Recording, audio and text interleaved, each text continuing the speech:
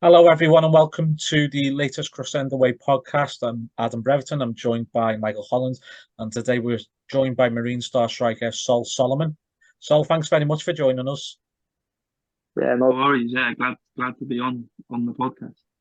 So, we'd like to ask you a few questions, if that's okay. Give the supporters a chance to get to know you as well. So, first, I'd like to ask you about to start with Jersey Bulls. You finished, I think, Yeah, 60 goals in 71 games. You became yeah, a bit of an internet sensation as well. The yeah, BBC were very heavily reporting on you as well. You became known to a lot of people on this side of the Channel Islands. What was it like for you over at Jersey? yeah. No, it was good. Obviously, I've grown up in Jersey. That's where I'm from. Obviously, where I was born. So yeah, playing for Jersey is obviously always what I wanted to do from a young age, and yeah, playing at the highest level we can. Obviously, in Jersey, it's hard because it's small. But yeah, no, it was a good experience to play in England for Jersey. But yeah, no, I enjoyed it. I know when you were playing for Jersey, you were playing sometimes out on the left and sometimes as a striker. Was that something that you've always done through your childhood as well, going through various academies, or is this something that has happened solely while you were at Jersey under their books? Yeah, to be fair, all growing up, my dad's made sure I was a striker, like just wanted me scoring goals. So going and playing for Jersey Bulls, it was a bit. I've never really played in the left before, so it was something I had to get used to. But I don't really see myself as like a winger when I play on the left. It's more like a inverted forward or whatever you'd call it. But yeah, just keeping myself in between the sticks and in and around the box was what I was trying to do when I was playing on the left. Yeah. Yeah, I saw. Just wanted to go into really. Obviously, you've come to Marine. How did that move come about? And how have you found the level? Obviously you scored a lot of goals in the league you was in. How have you found the new level Yeah. since you've been at Marine? Yeah, well, it came about because I was looking at moving over here for uni anyway, and obviously I wanted to play football as well as do my studies. And Marine, obviously, step three club. Obviously, I know it's a big step up, but I found the level that I've dealt with it well. I think anyway, personally. But now, yeah, I'm enjoying it. It's a hard step up, but one I'm glad I've decided to take and yeah, see what happens. What's the changes been like for you then? Obviously, it's quite a lot to move, from Jersey to Liverpool to start your studies. So you've got that in your personal life, and then the jump, which I believe is about two leagues different. So how have you managed that jump? Yeah, I don't know how I've managed it, but in my head, I've known I could play at a higher level than what I was at the Bulls. Obviously, being at like professional clubs like on trial and stuff, and I knew it was just a step I had to make. I wasn't really like I wasn't too keen on leaving Jersey. I'm a bit of a home person, but I felt once I made the step, I would be able to showcase my like talent week in week out, and obviously see what happens with Marine. Hopefully, yeah, us pushing up the league, and yeah. Obviously, you talk about you joining Marine. I think there was rumor Marine were interested in you last season. I'm not too sure how true that is, but I've heard a few teams were after you. What made you choose Marine? Was it what did make you choose Marine really? Because a lot of teams were after you, weren't they? Yeah, I'd probably say, I watched obviously the FA Cup against Tottenham, and obviously playing for a team that's played against Tottenham in the FA Cup third round and got that much publicity. I feel like it was a no-brainer, really. I knew the facilities were on the up. Obviously, I knew the 3G was getting installed, and I'm a player who likes the ball on the floor, and I feel like the 3G would obviously help my game. So I thought, yeah, it wasn't a hard decision in the end, really. No. With you choosing to come to Marine as part of you studying in Liverpool, do you see yourself staying with Marine throughout the entirety of your studies, or would you maybe possibly look to go higher up the league should that offer come? I believe there are conference clubs as well that are interested. Uh, I'd like to stay at Marine as long as possible. Obviously, definitely for this season, just hopefully get us. up into hopefully top, if not in the playoffs, and then hopefully get us up again into the next division. And yeah, just seeing what happens really, is taking it game by game, but definitely, hopefully, with Marine as I continue my career. Obviously, you've only played a few, not loads of games. How do you feel like the targets are for Marine this season? Because obviously you played quite a few. Now, do you think obviously the playoffs is like a big target for yourself, like, and the Yeah. team basically? Well, to be fair, when I first joined, I looked at the table. I think we were like 15th, but I don't think that was a fair reflection because since I've come in, it's just the mentality of the boys and obviously like the staff is just win every game. And I think we were disappointed on the weekend. Obviously, we drew 0-0, and I think that just shows how far we've come because obviously hired the second or third, I think. Yeah. And to not come away with 3 points against them, I think that's saying something itself. You touched on it before. You've come to Marine during a period of transition. The facilities at the club have changed post Tottenham, and we're having these huge bumper crowds. For you as a player and as a striker, what's it like to play in front of such large support numbers? Oh yeah, no, I love it. I love playing in front of loads of people. It gives you an extra boost, really. You know, that second win in the second half when you need a boost and you hear the fans behind the goal, just giving you that extra bit you might need to score a goal or to set up a goal. I think it's brilliant. Yeah, big fan of it. Yeah, I've noticed your dad's quite vocal on Twitter, isn't he? So I was just interested. I was interested how he's helped you. You know, obviously you're a young lad and you're moving, from home to come to Marine. How's your family played a part in that? You know, obviously, and that. Yeah, my dad's he's very vocal on Twitter. I'll admit that. But yeah, no, he has helped me a lot. To be fair, he's sorted a lot out. Him and my mum before I moved over, and obviously I've moved in with my auntie and my uncle, and yeah, they just looked after me. It's like a second home, really. So, no, yeah, all thanks to them, I could move. To be fair, but yeah, no, it's been a good start. With you coming into Marine, of course, you've hit the ground running. You've already scored a number of goals. You've been involved in the setup. It's been spoken about before with Neil the Young and between ourselves about your football intelligence. It really is something else. Is this something that just naturally comes to you, or would you put it down as well to some great training throughout your career? Probably a mixture, but I'd say it just naturally comes to me. I think it's just from watching loads of football, if I'm being totally honest, because that's all I do. You could ask my mum, and she'd just say, "Well, every time he's in the house, it's just football." So I think watching loads of football, and I think that's just how I've developed an intelligence, like knowing where to be and what to do in certain situations. It's a bit of a question, really. Do you think non-league changed a bit over the years? Because probably about 10, 15 years ago, someone like yourself probably wouldn't, there's obviously big lumps on that. But you're seeing a lot more like skillful players now at this level, aren't you? Do you think non-league's kind of changing now, where you're getting like the type of players like yourself, like, where they're trying to get on the ball, trying to create stuff and all that? Do you think it's getting a bit more that way? Yeah, definitely. I think it's getting, although it is still a physical league and big defenders, I still think you are getting more like technical players. I don't know, maybe I'm not too sure why or what the reason is for that, but no, I like that. More technical players that's obviously my game because obviously I'm not not going to win loads of headers and whatnot, but no, I don't know why or what the reason is. Maybe clubs are willing to let younger lads go on loan. I'm not too sure, but yeah, no, I'm a fan of it.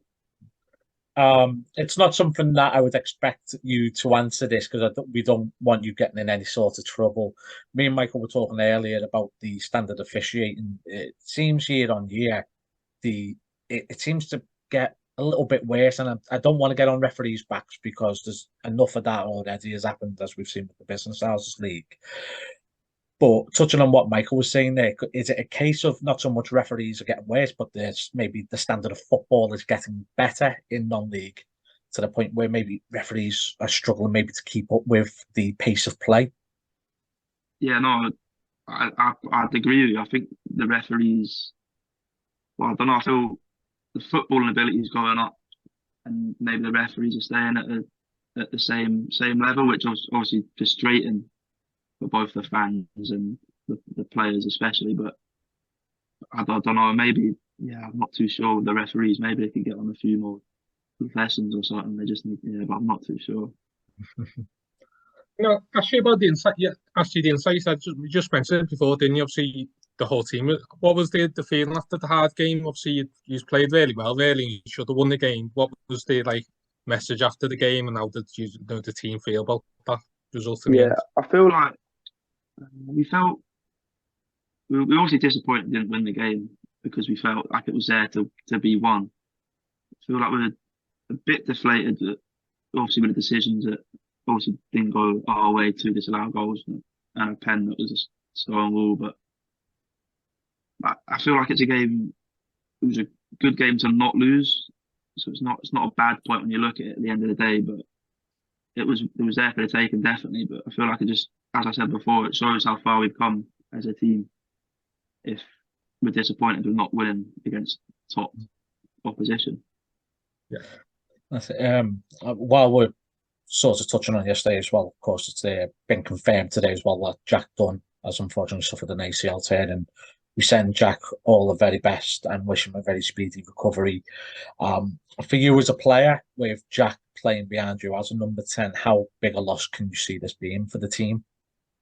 Yeah, no, Jack's obviously he's a quality player. I tell him every time I play with him, but he's a joke. He's going to be a real big miss for the team, but I feel like he'll still be around the boys, and I feel like we've got other players that can step in, come back from injury, and hopefully do as good a job as Donny has done. Well, obviously, being when you came in, I mean, we didn't really have that many strikers when you came in, yeah.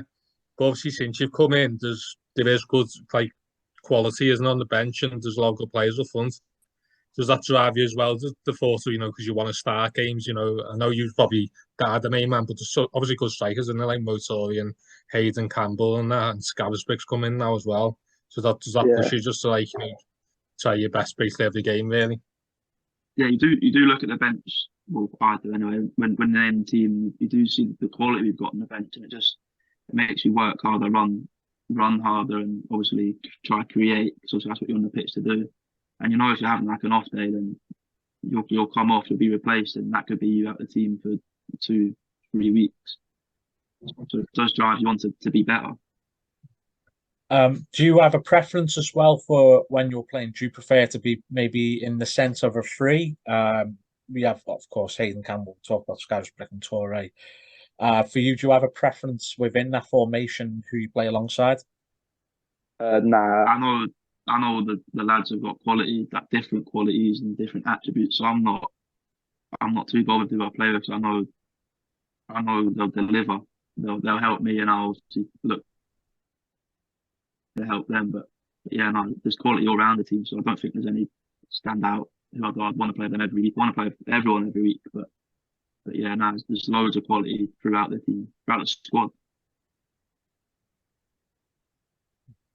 You obviously talk about the attendance. Well, Adam brought it up, isn't it? I mean, I know the league that you were in with, New Jersey, but the attendance was with you anywhere near that in your league, or is this something new for you, playing bigger grounds, you know what I mean, and bigger attendances, really? To be fair, Jersey, it does get quite a few people. I'd say average is 600-700, which is quite a lot considering it's obviously only small little Jersey. But now, yeah. So it's not completely new to me, but. Yeah.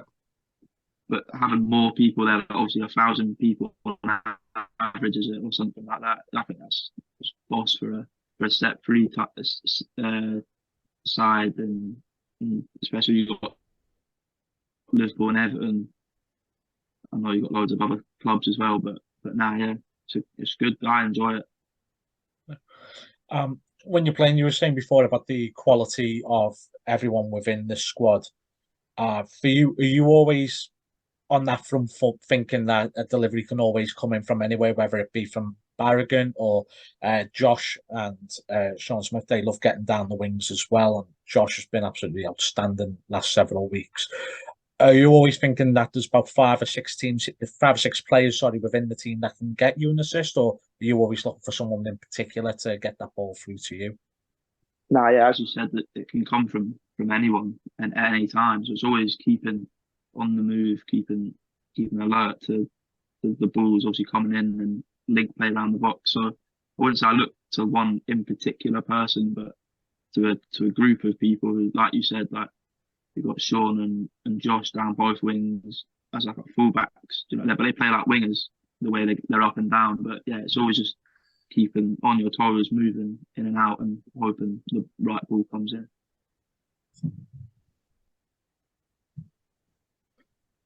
I'm sure people would love to know as well about who Sol Solomon is as well. So, first of all, sort of music that you're into and films and Music, just standard like Drake, stuff like that, Lil Baby. Quite American, to be fair. that's not Yeah, no, I don't mind. That, nah, but yeah, film. To be fair, I'm not too keen on films. If I'm being totally honest. I'm No, not a film guy, and no, get bored too easily. Are you more of a, I'm not watching our film here, but give me 7 1-hour episodes back to back, not a problem. Yeah, yeah. I'd rather that. I'd rather watch that Peaky Blinders or something. But nah, never a film. Never a film. What would Sol Solomon be doing today on a Sunday then in his downtime?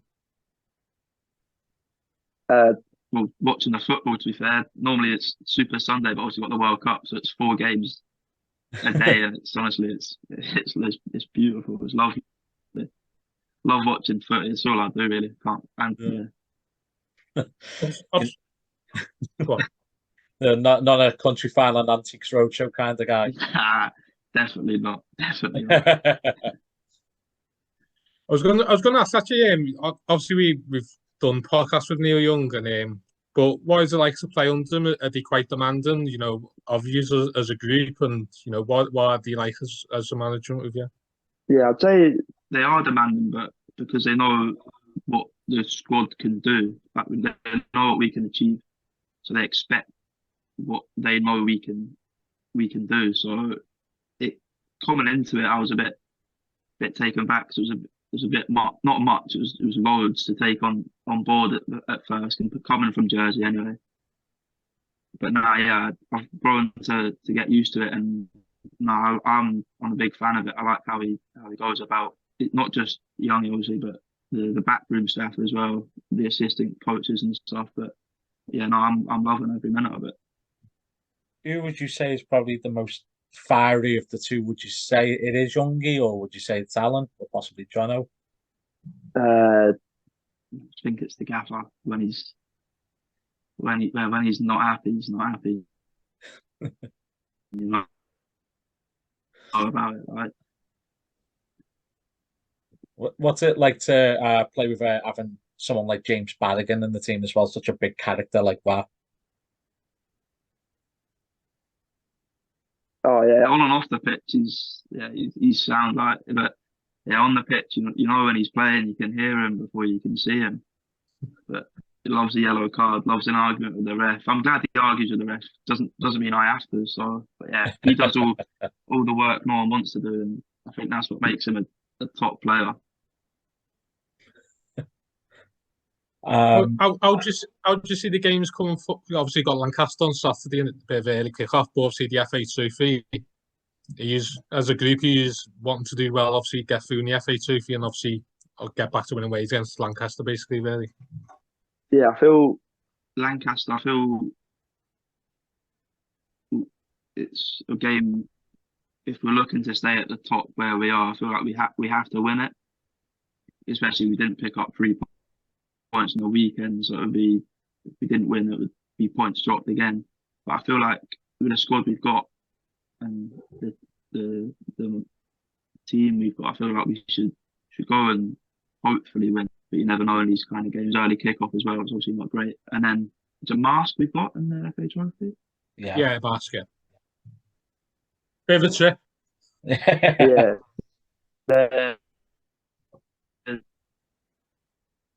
That's no reason why we shouldn't go there and fancy ourselves go to the next round and get is it a national draw?